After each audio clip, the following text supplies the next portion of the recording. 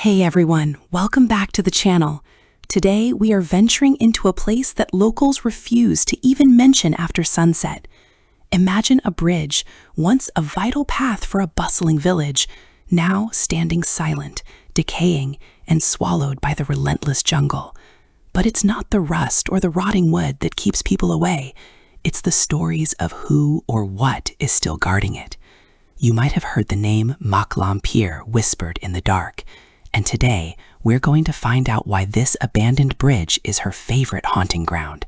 So grab a blanket, turn down the lights, and let's get into the chilling mystery of the Bridge Guardian.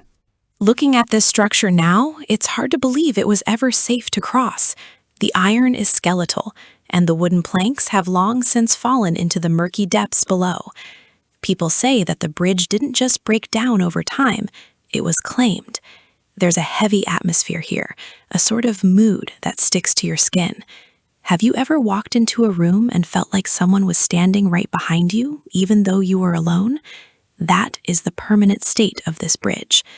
Locals believe the guardian isn't just a ghost, but a sentinel bound to the metal and stone, watching every step you take with eyes that don't belong to the living. The history of this place is shrouded in tragedy. They say during its construction, several workers vanished without a trace. No bodies were ever found, no footprints left behind. The village elders claim the ground demanded a price for the bridge to stand. Since then, the guardian has been seen by those brave, or foolish, enough to visit at night. Usually it starts with a drop in temperature, so sudden it makes your breath visible. Then, the sound of heavy footsteps on metal, even though you are the only one there. It's a rhythmic, metallic clanging that seems to sync perfectly with your own heartbeat, growing louder and faster the closer you get to the center. But the guardian isn't the only thing you have to worry about. There is a presence here that is far more ancient and far more terrifying. If you've grown up with Indonesian folklore, the name Lampir sends shivers down your spine.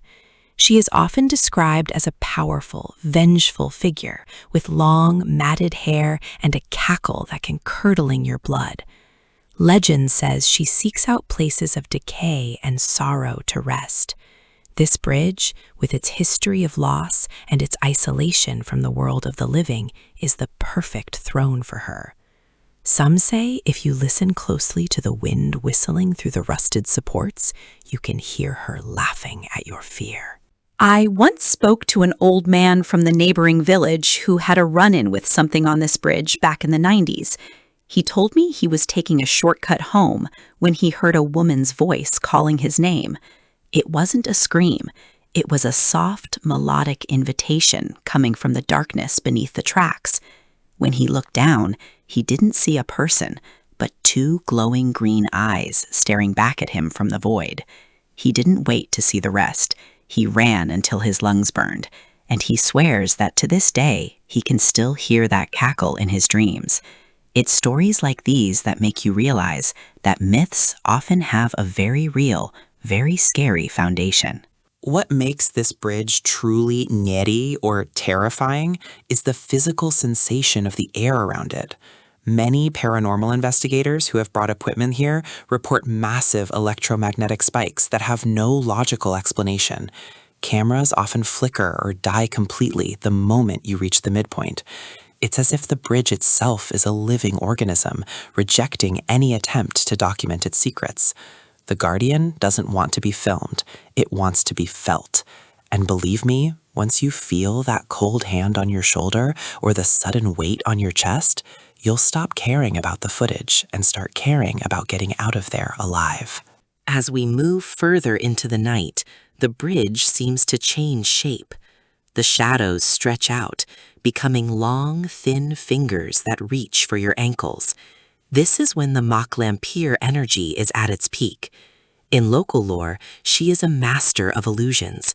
She can make the bridge seem endless, trapping you in a loop where every step forward only brings you back to the start. You might think you're walking toward the exit, but the trees never change, and the rust under your feet looks exactly the same. It's a psychological trap designed to wear down your will until you simply give up and become part of the bridge's history yourself. If you ever find yourself near an abandoned structure like this, there are rules you must follow.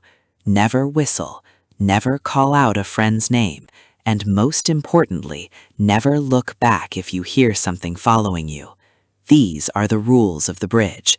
The guardian sees disrespect as an invitation to strike. Some locals even leave small offerings, flowers or incense at the entrance of the bridge before crossing, a silent plea for safe passage. It might seem like superstition to some, but when you're standing in the middle of a decaying bridge with the jungle screaming around you, you'll find yourself wishing you had brought an offering too. The scariest part isn't the visual of a ghost, it's the silence. There is a specific type of silence that exists here, a heavy, suffocating quiet, where even the insects seem to hold their breath. When the silence breaks, it's usually with a sound that doesn't fit. A woman's silk dress rustling against the metal, the sound of a cane tapping on the wood, or that infamous, high-pitched laugh of Lampir. It's a sound that doesn't echo, it stays right in your ear, as if she is whispering directly into your soul. That's the moment you realize that you aren't just a visitor here, you're an intruder in a realm that doesn't belong to the living anymore. As we wrap up our journey into the heart of this haunted location, I want you to think about the places in your own town that people avoid. Every city has that one bridge, that one house, or that one stretch of road that feels off. Maybe it's not Lampir guarding it, but something else entirely. The folklore of the bridge guardian reminds us that some places are meant to be left alone. The mystery of the abandoned bridge remains unsolved, and perhaps it's better that way. Some secrets are buried deep for a reason, and waking them up only leads to a lifetime of looking over your shoulder. I hope you enjoyed this deep dive into the darker side of our world. It's been a chilling experience exploring the legend of Lampir and her connection to this forgotten bridge. If you have any stories of your own about haunted bridges or local guardians, I'd love to hear them in the comments below. Let's keep the conversation going, safely, of course. Stay curious, stay observant, and most importantly, stay careful when you're out exploring the unknown. You never know who might be watching from the shadows, waiting for your next step. Before you go, if you liked this video and want more deep dives into urban legends and haunted history, don't forget to like and subscribe for more updates. It really helps the channel out and ensures you never miss a new story. Hit that notification bell so you're the first to know when we drop our next mystery. Thank you so much for watching, and remember, next time you cross an old bridge, maybe don't look down. Don't forget to like and subscribe for more updates. See you in the next one, and stay safe out there.